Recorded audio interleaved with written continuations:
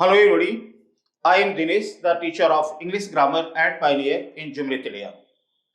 I am teaching you tenses in a series where I have taught you all the tenses of present, all the tenses of past, and in my last video, I taught you simple future tense. Today, in this video, I am going to discuss you future continuous tense. पिछले video में मैंने आपको बताया कि future का मतलब एक action जो आने वाले समय में होना है। आज मुझे आपसे फ्यूचर कंटिन्यूअस टेंस पर बात करनी है। तो मैं ये सोच रहा हूं कि मैं अपनी बात शुरू कैसे करूं। दरअसल कुछ ग्रामेरियंस है और वो बड़े बड़े ग्रामेरियंस है, उनका ये मानना है कि फ्यूचर कंटिन्यूअस टेंस प्रैक्टिकल नहीं है। मैं चूंकि ग्रामर का टीचर हूं, इसलिए ग्रामेरियन को जो मानना है, उनका जो यहां पर सोच है, उस पर मैं बात आपसे जरूर करूं। सेंटेंसेस पर तो मैं बाद में आऊंगा, टेंसेस को कैसे ट्रांसलेट करेंगे इस पर हम बाद में बात करेंगे। दरअसल कुछ लोगों का मानना है ग्रामेरियन का कि ये प्रैक्टिकल नहीं है। जैसे वह क्रिकेट खेल रहा होगा, इस सेंटेंस को फ्यूचर कंटिन्यूअस टेंस में कंसीडर किया जाता है। वह क्रिकेट खेल रहा होगा। जरा आप भी सोचिए कि खेलने का काम अभी शुरू नहीं हुआ है, इसीलिए फ्यूचर है। तो जो काम अभी शुरू ही नहीं हुआ है उसमें कंटिन्यूटी दिखाना थोड़ा मुश्किल है। तो बहुत सारे लोग हैं जो ये मानते हैं कि फ्यूचर कंटिन्यूअस में सेंटेंसेस प्रैक्टिकल है नहीं, बट स्टूडेंट्स को इसकी जरूरत पड़ती है और प्रचलन में भी है, लोग सीखते भी हैं। इससे इस सेंटेंस को फिर से दोबारा गौर से देखिए तो आप पाएंगे कि वह क्रिकेट खेल रहा होगा। ये एक कोई काम चल रहा है लेकिन उसकी अनसर्टेनिटी को दिखाता है, या आने वाले काम में, आने वाले समय में कोई काम होगा जिसके बारे में एक किस्म की अनसर्टेनिटी को दिखाता है।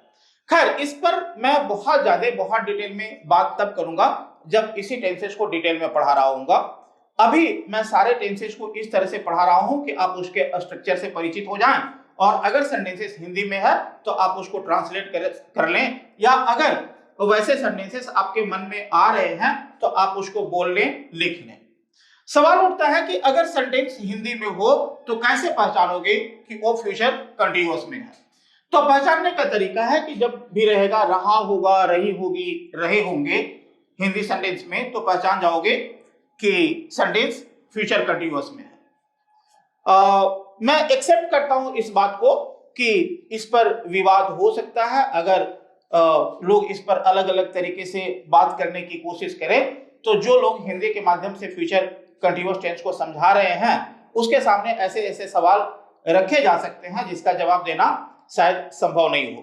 कम से कम अभी तक मैं जितना डिस्कस कर रहा हूं इस वीडियो तक में तो उसका जवाब देना संभव नहीं होगा। हाँ, इसके बाद मैं जब डिटेल में बताऊंगा तो इन सारे पॉइंट्स को मैं टच करूंगा, इन सारे बिंदुओं पर मैं बात करूंगा जिस पर यहां अभी बात नहीं हो पाएगी।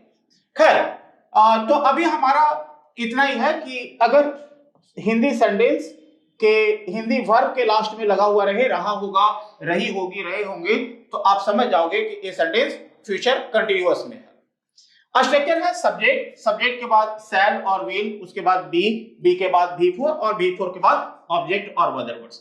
ये जरूरी नहीं है कि किसी सेंटेंस में ऑब्जेक्ट और अदर वर्ड्स हो ही, ऐसा भी हो सकता है कि आपका कोई सेंटेंस वर्ब पर ही खत्म हो जाए। जैसे वह क्रिकेट खेल रहा होगा, इसमें क्रिकेट ऑब्जेक्ट है, लेकिन अगर हम यहां पर क्रिकेट नहीं लिखें, सिर्फ इतना ही लिखते हैं कि वह खेल रहा होगा, तभी फ्यूचर कंटिन्यूअस है। पिछले क्लास में मैंने शैल और विल के यूज पर कुछ बात की थी, लेकिन मुझे नहीं पता है कि आपने पिछला वीडियो देखा है या नहीं देखा है। अगर आप डायरेक्ट इसी वीडियो पर आ गए हो तो फिर से थोड़ी सी बात कर लेते हैं। फर्स्ट पर्सन प्रोनाउन जो है आई और वी, तो आई और वी के साथ हम शैल यूज करेंगे, और आई और वी को छोड़ करके बाकी जितना भी है सब के साथ विल यूज करेंगे। फिर से फर्स्ट पर्सन प्रोनाउन जो आई और वी है उसके साथ सेल। तो जब कभी सब्जेक्ट आपका हो आई या वी तो उसके साथ सेल यूज करेंगे, और आई और वी को छोड़ करके बाकी जितना है सबके साथ विल यूज कर देंगे। लिखने वाली अंग्रेजी में थोड़ा ज्यादा ध्यान रखेंगे, हालांकि बोलचाल वाली अंग्रेजी में धीरे धीरे मुझे लगता है कि सेल का यूज खत्म हो रहा है, पूरी दुनिया बोल रही है।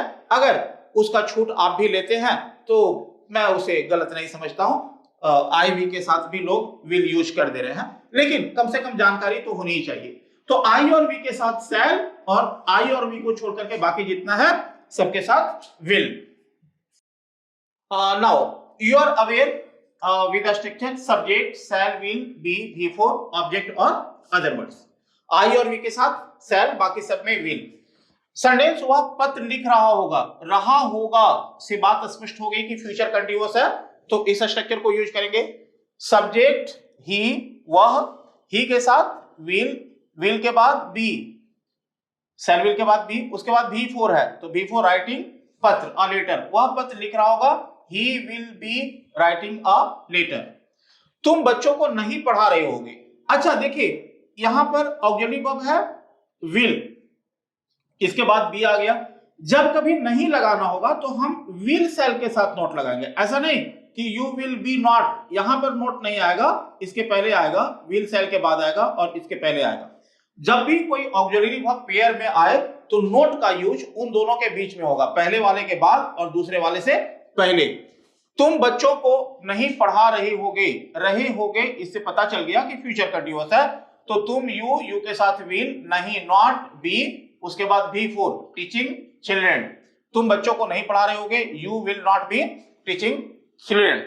क्या वह दूध उबाल रही होगी इससे पता चल गया कि फ्यूचर कंटीन्यूअस है, और चूंकि यहां लिखा हुआ है रही होगी इसलिए उबालने वाली महिला है, उसके लिए हम सी यूज करेंगे।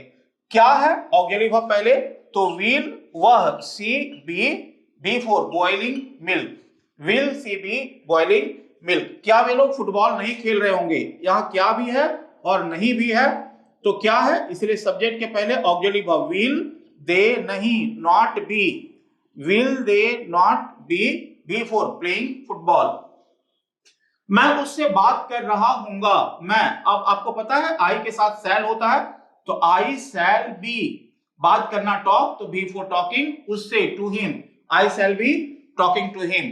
हम लोग सिनेमा नहीं देख रहे होंगे, हम लोग वी के साथ भी सैल होता है तो वी सैल, नहीं है इसलिए not, we shall not be for watching a movie, हम लोग सिनेमा नहीं देख रहे होंगे, we shall not be watching a movie.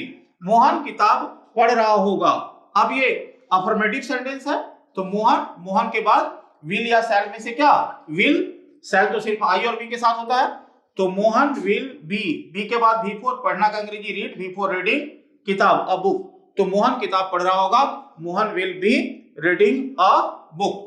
तो here you people understood how to translate sentences in future continuous tense.